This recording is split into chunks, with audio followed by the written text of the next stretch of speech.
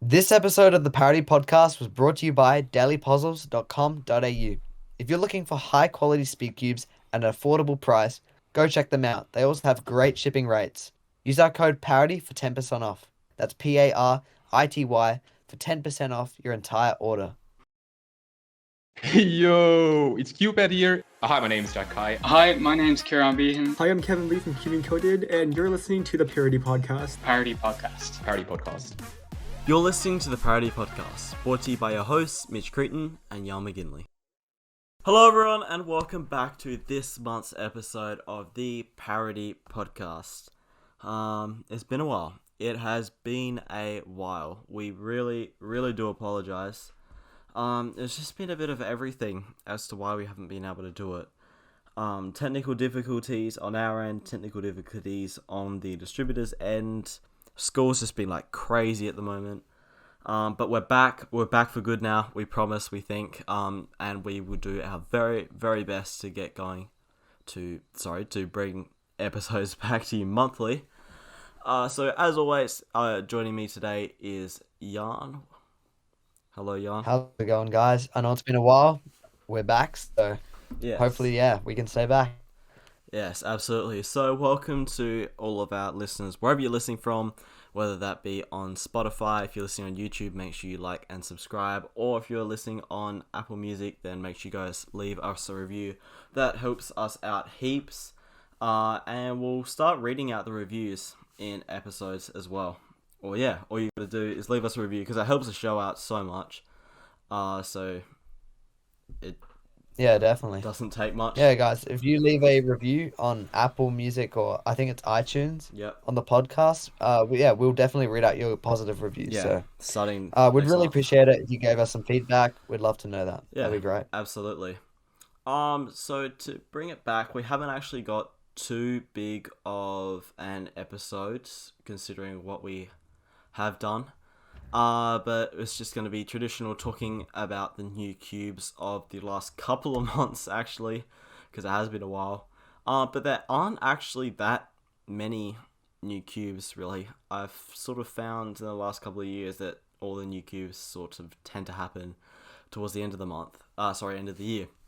But we have got some new cubes to talk about. Then we go and have an interview with ThatRaf. He's one of the top streamers on Twitch. That was a great interview. Really enjoyed that. Raf is a great guy. And then we will talk about a recent competition that Jan and I went to. Just our experiences in that. That was a pretty good competition. In terms of our own achievements. Yeah, And definitely. also just the way it was run. It was a really great one. But let's get... Yeah, definitely. Okay, so let's just get straight on to the new cubes of the month. Jan, do you want to kick it off? Yeah, sure. Okay, so this month we actually have the GAN 11M It Duo. wasn't So this that month, came out but- maybe a month ago, probably from now. Yeah. Yeah. But it's basically just a budget version of the GAN 11. Maybe minus the customizability. Am I right, Mitch? Or Yeah, so basically I've got both the 11M Pro and the 11M Duo. And basically the only difference for those who don't know is that there's no adjustable magnets in the corner pieces in the Duo as there is on the Pro. Other than that, there's literally no difference at all, and you're pretty much saving 40 Aussie dollars on price, which is absolutely incredible. So yeah, I mean, definitely. there's been a lot of Well- there's been a lot of debate as to what you should actually get between the Pro and the Duo. My personal main is the Pro, but honestly, I reckon these cubes are literally the exact same. So the Duo is Unless you're Felix Endegs or yeah, something. unless customization in the corner pieces is a massive problem to you. Honestly, reckon that the Duo is the much better way to go. I don't know what you think, Jan. You've tried both of them as well, haven't you? I would say the 11M Pro, it's definitely for more of those like sort of professional solvers that like really extra like sort of customizability. But like for the everyday solver and someone who wants to improve their performance and have like a really good quality cube, honestly, save some money and get the Duo. Exactly. And it's not just saving some money, you're literally saving $40. it's such a huge difference, and honestly, Yeah, exactly. there's such a huge price difference in something where there's almost no difference. It's GAN 11 Endure is absolutely the way to go. I think GAN really did well with this one, or did they not do well? Yeah. Who knows? Next up, we've got this Stack Mat Yeah, definitely. Generation 5. This was a bit of an unexpected release almost. It's not huge, but it also is, considering that Stack Mats is what our entire sport is based around. It's got a pretty Yeah, interesting definitely. design as well. For those who haven't seen it, the stack mats are normally that rounder sort of design, but this goes for a bit more of a, how do I describe it? It's like a triangular shape, and it's also got a new feature where on stack mats of the past you haven't had to put your thumbs on it. However, on this stack mat it has a part where you have to put your thumb on, and that's just a part of the timer to get it started. So instead of just putting your Yeah. palms or top fingers or whatever you put on there to start it, you've got to add your thumb on there as well. So that's quite interesting. Yeah. Have you got any thoughts about this? It's definitely quite. Yeah. I've heard a couple controversial like sort of feedback about it because the thing is, right, I understand why it was made. It probably helps prevent there was an issue with the Gen 4 where the timer would reset sometimes if you like solve it. And that has happened. I've seen it at comp. And we actually used the Gen 4s at a competition recently. They work fine, but the Gen 5 seems a bit interesting to me because I'm not sure how the thumb's gonna affect. I don't think it should affect it that much, but it might affect the solving times seconds. Because before, all you had to do was put your fingers on, then the cube. It was quite seamless. But now you have to put your thumbs on. So I'm not sure if that extra little sort of. I'm not sure it's going to help that much, but it might just be a millisecond difference. Like, who knows? Probably, hopefully, Yeah. they're just normal. But I mean, obviously, it looks a bit more reliable. But yeah, Yeah, the design absolutely. is I'm very not quite interesting. sure as to whether or not when you're stopping the timer your thumbs have to be on there. I assume they will be. It actually hasn't crossed my mind. But that would definitely be, I yeah. wouldn't think so because But that would be yeah, definitely something to consider mm, as to whether or not it can affect times. But it also, if that is yeah, the case, as to whether you put your thumbs down, that might also solve the problem of accidentally hitting the reset button. However, at the comps that we went to, there's, yeah. Let's hope so for however, what that. we started to see is actually little rubber rings being put around the reset buttons, which make it pretty much impossible to accidentally reset. So who knows what's going to happen with this one. I'm not quite sure where the WCA is going Yeah. as to their orders on the Gen 5, but that's quite interesting, I think. But then again, the O-rings aren't really like No, a I mean, they're permanent literally, sort of solution. Like they should build. Obviously, I reckon SpeedStacks tried to build yeah. something that would fix it, like sort of that you could Yeah, buy it I and it mean, would like, be fine. these O-rings are literally just glued on. I'm pretty sure that's, like, just super glued on. But, it, we'll just have to see over the next couple of months as comps begin to come Yeah. back more and more. We'll just see. Next up, we've got the GAN 251 Leap. This is their new flagship 2x2, or should I say flagship 2x2s. Yes, that's right. Similar to their Pyraminxes, the Scube, and possibly their 3x3s. I'm not quite sure what they're doing at this stage with it. There is 3 2x2s in the series. Let me just get them up quickly. So there's the GAN 251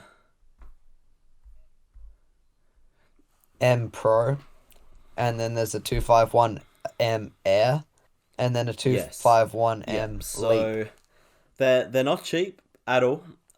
So the how do I say it? Let me just work this out. So the GAN 251 Air M is the cheapest one, and that comes in at about 29 Aussie dollars with code Parity at Daily Puzzles.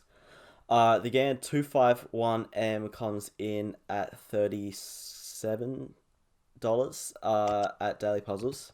Sorry, this is the GAN 251M Air Pro. Jesus, these are long names.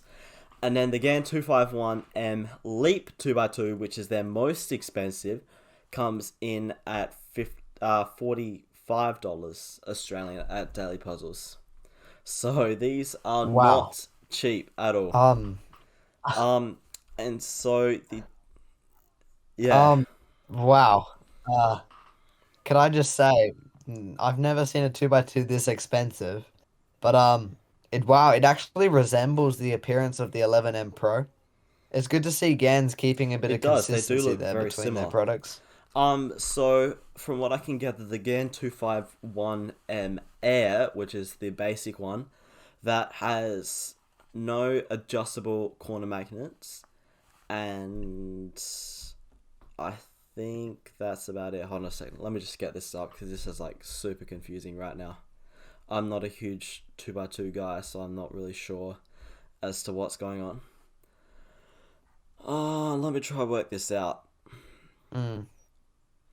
Okay, so the GAN 251 Air M that has non-adjustable corner magnets. The GAN 251M Pro that does have adjustable corner magnets, and the GAN 251M Leap that has adjustable corner magnets and magnets in the core, which is like what we've seen in previous GAN flagships that started to become a thing now. So what I can gather is that these all actually feel really different from each other.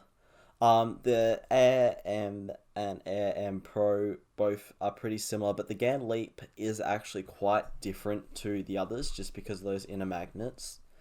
I haven't tried any of them myself, to be honest. They look pretty interesting. I'm unsure as to how successful they are. I know that the GAN 251M Leap is out now for, like, you can just buy straight away. But I'm pretty sure the 251 Air M and Air M Pro, oh my gosh, these names are so long.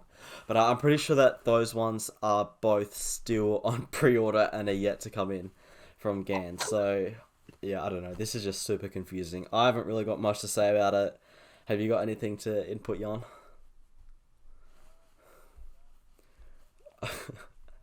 Nah, I don't actually, but yeah, wow. I haven't actually known much about these cubes, but wow, I just think they're very expensive. So Yes, and hopefully they hopefully you are the guys are top of the still line with us. 2x2s on the market. Okay, so next up we have got the YJ MGC Square One.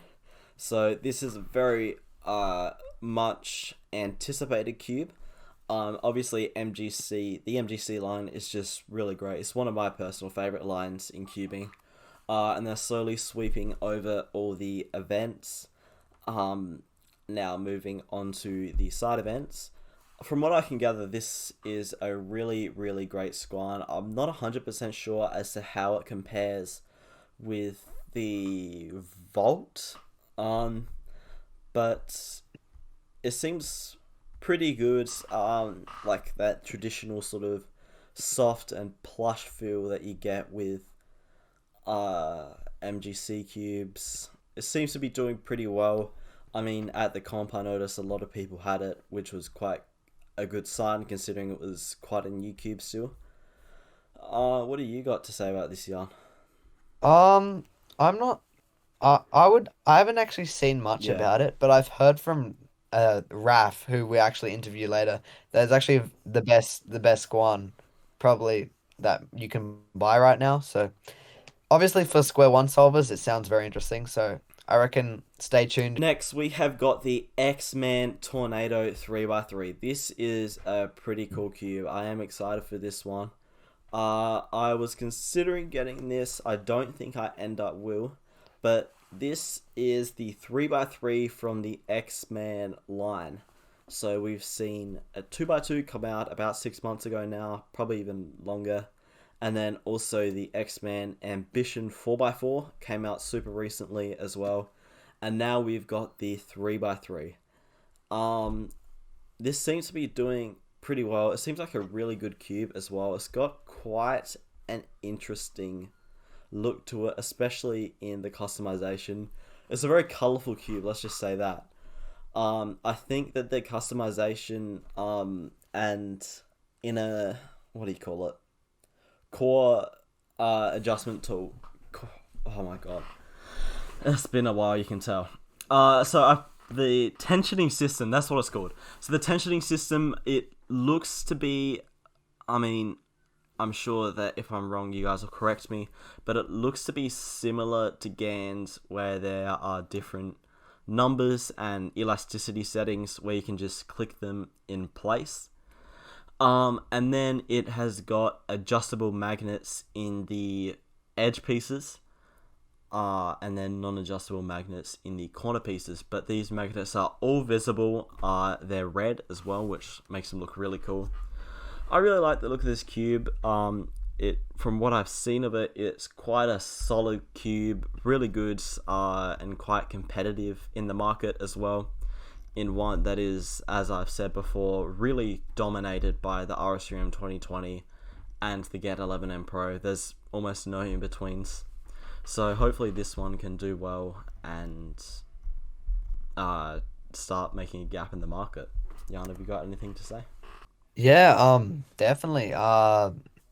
It seems quite interesting. Because I thought X-Men had a 3x3, but obviously now to think of it, they don't. So Yeah, yeah. absolutely. So next we have the new product from GAN. They've released a GAN stand. Yeah, basically it's designed for a 3x3, and it's got like its base, and then it comes out like a long sort of part on an angle, to which there are 4 little arms which grab the 3x3, and they go in like the holes in the face of the 3x3, and you can just hold it on there, and then it just holds the cube like that. It's actually really, really cool. It's not like a massive sort of thing, but it seems to be doing pretty well. Wow. People sort of like it. It can also rotate as well. So it's got 2 sort of settings where you can just free rotate and you can spin it as much as you want, or it's got another setting where it sort of clicks around. I don't really know what I'm talking about at this point, but that's quite interesting. You can check it out if you want to. It's really cheap, almost just over $9 on daily just over $9 on dailypuzzles.com.au with code Parity. So definitely check that one out. And then the last cube is the Waylong WRM 2021. Jan, take us away. Okay, wow. So obviously this must be the 2021 version of the Waylong WRM. I have the GDS 3M. It's pretty similar to the WRM. Mitch, I think you've tried a WRM and you have tried my GTS 3M. So only hopefully, judging by the name, it just should be better in an updated version. From what I can see, this finally has adjustable magnets in it. It's taken Moyu quite a while actually to implement this, but it is finally got adjustable magnets. And this is a 1, 2, 3, 4, 5 sort of click in place thing. As for the tensioning adjustment, I think it is the exact same as their dual adjustment system, which we see all the time. It is quite cheap as well. Just over $36 Australian on Daily Puzzles. I believe that that's actually cheaper than the WRM 2020. So this is actually a really cheap flagship. Really good. I think it's going to do really well. Absolutely. It's still on pre-order from Daily Puzzles right now. But yeah, that's I reckon awesome. that this could That's really do good. has the potential to do really, really well, and possibly even knock off the Get 11M Pro or Duo. So yeah. We have some Patreons today. This episode of the Parody Podcast was brought to you by Blake Coburn, Harry Daniels, Jason Rosentretter, and Cubic Madness on YouTube. If you want your shout out in this podcast, go check out our Patreon. We have a link in every show notes and description, and it's on our Instagram everywhere. So it's $1. You get your shout out and you get your name out. That's really good. All right. So recently we actually had a competition in our city, and it's called the South Australian State Championships 2021 competition. I have to say, it has to be probably the best competition I've been to in a very long time since probably Worlds of 2019. Yeah, very good to have a competition like that back when COVID's around. Just a few names. I'd like to say thanks to Liam Sweet, Speedcubing Australia, Dallas McNeil. And it was a lot of fun. On the first day, we had 3x3, 2x2, 4x4, all those sorts of events. And myself personally, I did pretty okay, I guess. I haven't really cubed in a long time. Like, I reckon the last time I actually probably stopped and sat down to cube was at my last competition in January, so it had been a while. But I did pretty well. Um, Unfortunately, in Pyraminx, which is one of my main events, I actually did terribly. I got like a 8 second average, and I ended up not making finals, which was really really upsetting. But everything else went really well. It was a quite a fun first day. What about you, Jan? What was your experience? Yeah, I was surprised. It was really well run. The venue was pretty decent. Yeah, the competition had a great vibe. Every person was really good. I really enjoyed it. It was really good. Yeah, Yeah, absolutely. if you, it's a competition nearby you So guys, just comps definitely in go out and Australia, try it we've because actually been going able to a to be competition fortunate is a enough to great do really experience if you're a well cuber. with the coronavirus. So comps, I think towards the end of last year started to start back up again. So far this year, I've been to two of them. And this was my second one. And at this one, they're pretty much, we didn't have to worry about having to wear masks.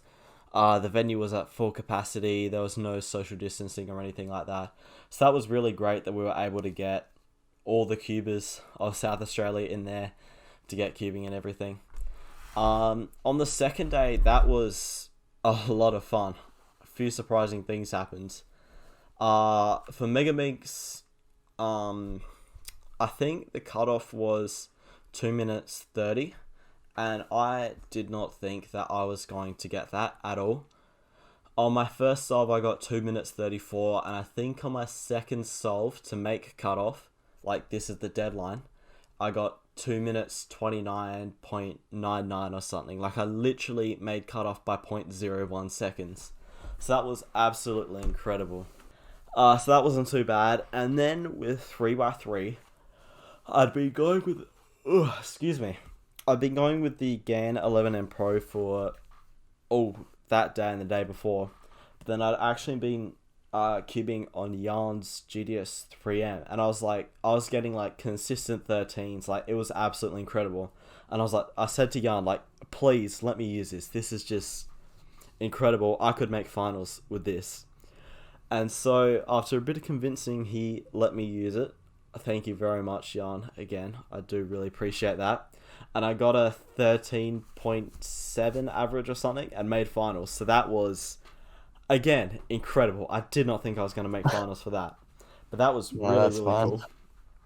But then, unfortunately, in finals, I cracked under the pressure and got a 14.2 average or something. And I think I finished like second to last. But hey, I'll take that. That was a really good day. And so that was my experience. I really enjoyed it. What about you, Jan, on your second day? Did you compete much?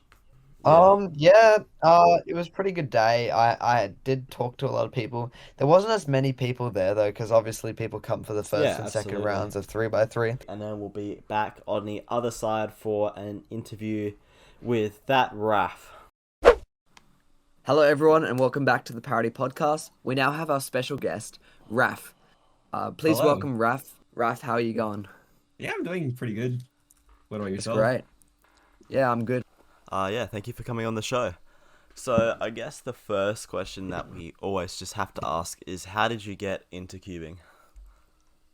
Oh, it was 4 years ago at this point, I think. I was playing tennis. I'm a tennis player. I was against I was against someone from another club who ended up being someone that I went to high school with as well. And he had a cube out and he was just cubing and I'm like, whoa, that's really cool. So when I went home, I learned how to do it and it was absolutely incredible. I'm glad that I did. Mm. Cool. That's a cool story. I think that's quite unique in itself, but also quite similar to people. It's normally they see someone cubing or they get a cube of their own and decide to start cubing. So Mm, that's what we found in our sort of time, is that's how most people get into cubing.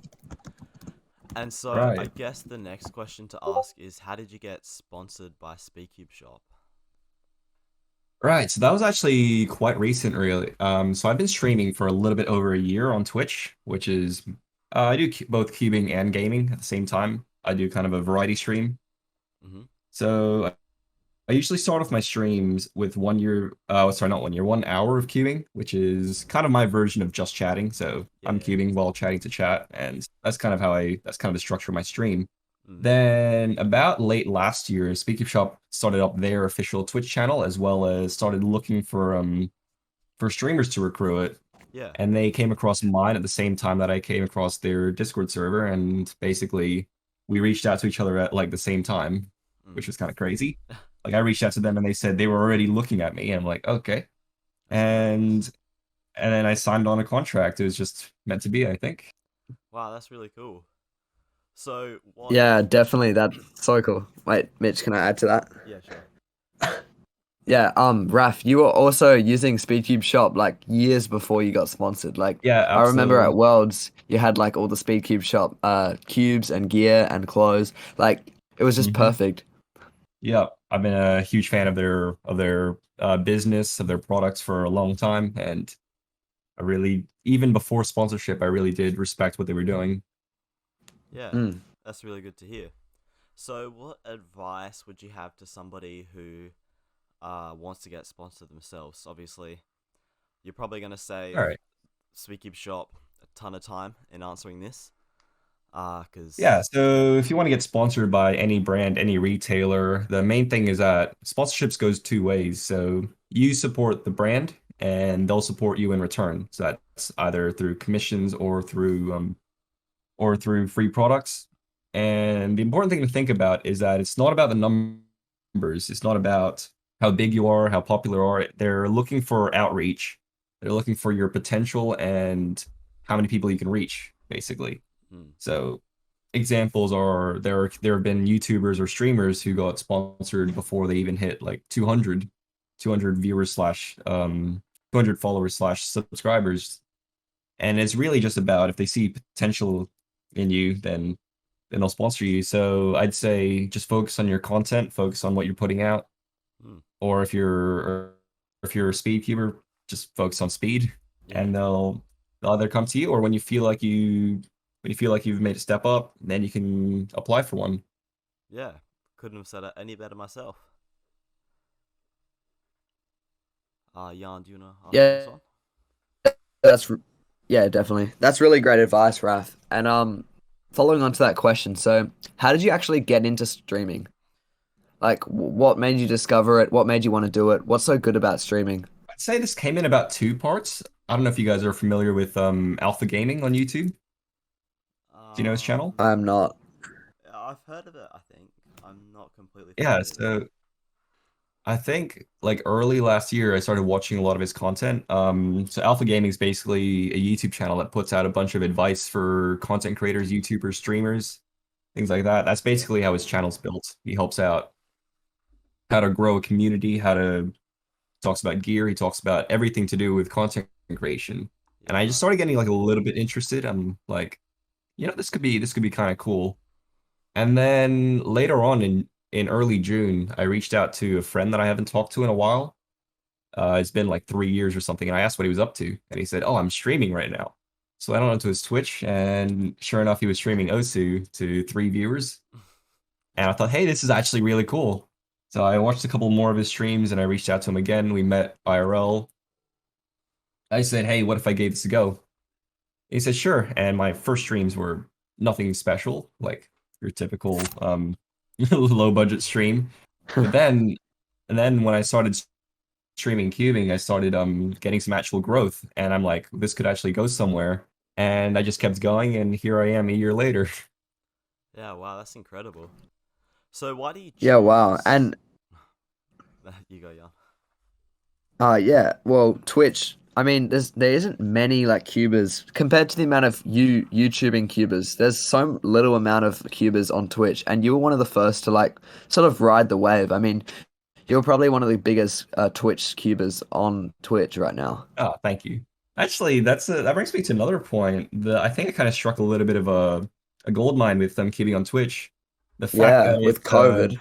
the fact that it's actually a category with not that many streamers in it, but a lot of viewers. That means there's high demand but low supply.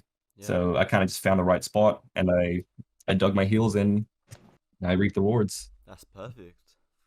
Entrepreneurship in a nutshell. So, why do you choose streaming over something like YouTube, which is so mainstream and conventional? I mean, obviously, you just mentioned then that there's a high demand, low supply. But Okay, I'm gonna tell you the honest answer. Laziness. I I had my go at making cubing content on YouTube, and it just took a lot of effort. And streaming is just something I can just flick on. Obviously, there are a lot of entertainment skills that go on with it, especially being live. yeah, And it's not something I want to stick solely to. So at the moment, I'm really trying to grow my platforms, especially YouTube as well as social media. So it's not something I'm gonna stick to, but I started out on Twitch, and now I'm trying to spread to other platforms at the moment. yeah, right. That's quite Yeah, funny. that's great. So, So, what are your Mitch, yeah, you gonna go with me? you go. All right, Raf. So, what are your favorite cubing events? Square One. I love Square One. I remember picking it up first. Might have been like 3 years ago or something. And then like a little bit later, I discovered the Lin method, which I use. And the funny thing is, I never actually got to compete in it until this year. So I've been doing Yeah. Square One for like 3 years, and I've never had the chance to compete in it because there were no Adelaide comps with it. And when it came to Worlds, I couldn't do Square One because I didn't have any qualifying times. So I finally got to compete in it earlier this year for the first time, and that's And just probably. missed out on a podium. I know. Well, I got it. I got But it. I got it. But but luckily, I got an SA state champs. I got second place in that. So Square One's probably my main event. And other than that, 3x3, obviously. And probably after that is 2x2. yeah, definitely. Yeah. And you also got a podium in 2x2 as well, which is great. That's right. I wasn't expecting anything out of 2x2 that comp, I'll be honest. So getting a podium was quite nice, I'd say. I reckon that was one of the better comps, I reckon. That was a good comp. That was a good comp. That was really good. So tell us what your streaming setup is like. For those of you listening who are familiar with it, it is quite a high quality setup. So tell us Oh, just thank about you. like all the components and everything that goes into it. Obviously, it's a bit hard to describe it, but we'll do our best to visualize. Yeah, okay. So first of all, I've got two monitors. One of them is my main monitor and what gets displayed on stream, and I have one off to the side in portrait orientation. And that one I put OBS on the top half of it, which is what I use to read chat off of, and on the bottom half I have Discord if I'm like in a call with people. Yep. So that's kind of my monitor layout. I've got my PC off to one side, which has a Ryzen 7, which is what I use for encoding at the moment. Although I am really, as soon as they're in stock, I will be getting an RTX 3080 so I can start using NVENC, Mm-hmm. which I heard is like really good for encoding streams. Mm. So I've got my Yeah. PC. I've got my lights. I've got two light setup, one behind the camera and one edge light off to the side, which are just some simple panel lights I got off of Amazon. Yeah. I've got Nice.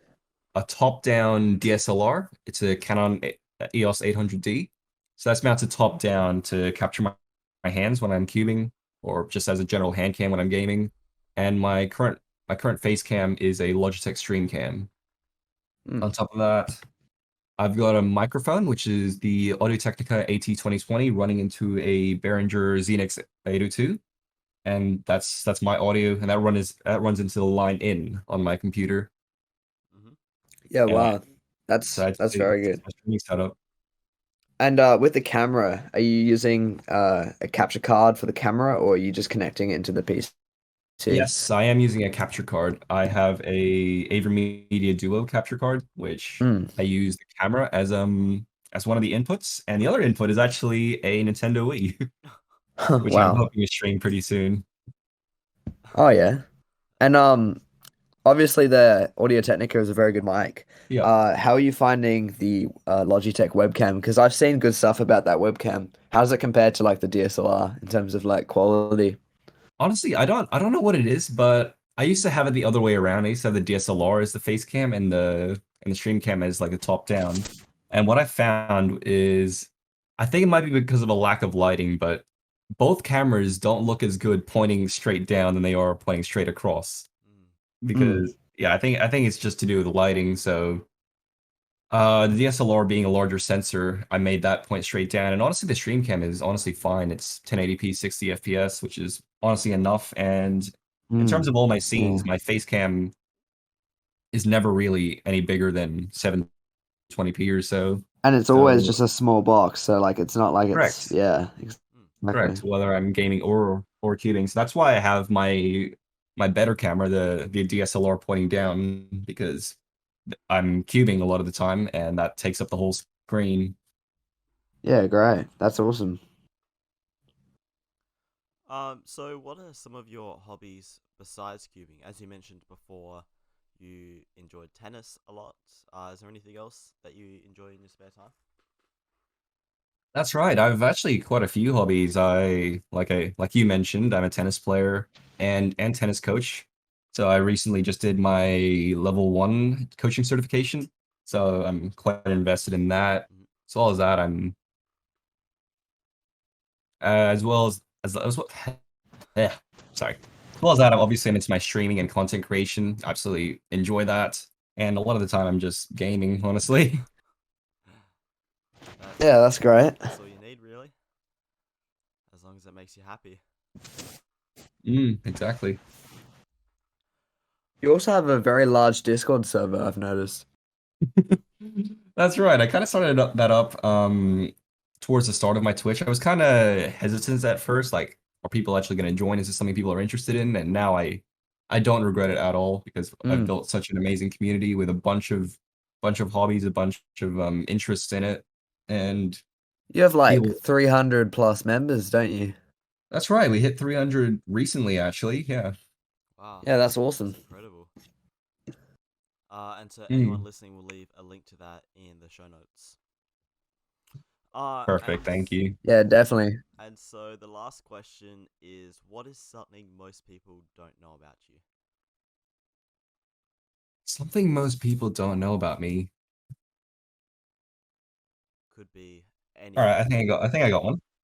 I got one. So I'm pretty extroverted, so I like social interaction with people. Hmm. But I think a lot of people don't know is I actually have anxiety. I don't I'm always worried about what I'm saying, and that's one reason I started streaming. It's a way to build my confidence. Mm. So even it's kind of strange because your typical person who has anxiety that you think about is or someone that's introverted who's indoors all the time. So typical person you think about when you think anxiety is someone who's introverted who doesn't go out very much. But for me, I do like going out, but I'm always conscious of what I say, and that's kind of the reason I started streaming. I want to build up my confidence, and it's been helping me in other aspects of life as well. Mm. Wow. Yeah, that's awesome. That's really good. So streaming's really helped you. That's actually really good. Oh, absolutely. Yeah. And hopefully, Yeah. hearing that, a Well, lot of people can also do that to help themselves build up their confidence and stuff as well. Be amazing, yeah. yeah, and just I know we've probably ran out of questions, but I just have a quick question to ask. What was your like thoughts of WCA Worlds 2019? Like, how was that experience for you? Oh, that was incredible. Like, I wasn't sure if I was gonna go at first because I've never really traveled outside of South Australia for a competition, and I wasn't sure if it was worth it. Which, in hindsight, it was so worth it. Like, it was absolutely incredible to see all these top cubers from all over the world that I've only seen on the internet in person now. Yeah, Yeah, so definitely. we drove out to Melbourne by car.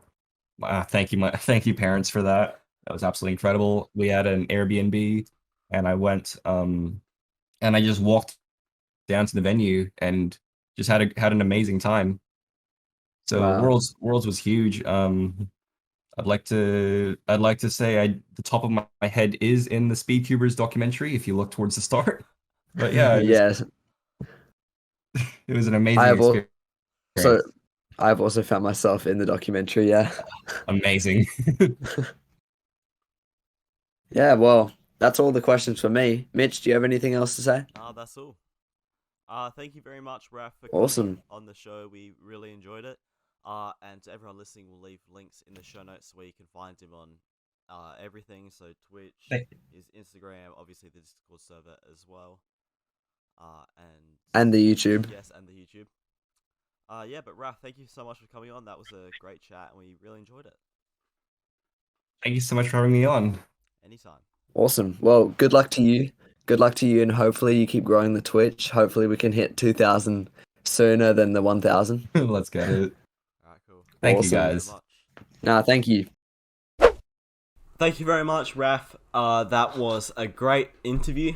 That's so We funny. both really enjoyed that, and it sounded like you did as well, so that's quite good. Sounds good. As we said, guys, you can find him in our show notes on Twitch. Make sure you go follow him on there. His Discord server, Instagram, YouTube, all that sort of stuff. Yeah, he's a really great guy, and he's really good at what he does, so definitely check that out. Okay, can I just say, this next episode could possibly be the biggest episode we've ever done. Like, Yes, with absolutely. like this episode is. I mean, I'm sure you guys will really, really like it. But yeah, that's all. Oh, Thank you guys so yeah. much for tuning in. Once again, we both really, really appreciate it, and we truly apologize for our absence as well.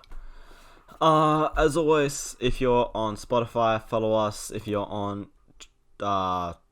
YouTube, subscribe and leave a like on the video, and on iTunes, then make sure you give us a review and we'll read it out on the next episodes.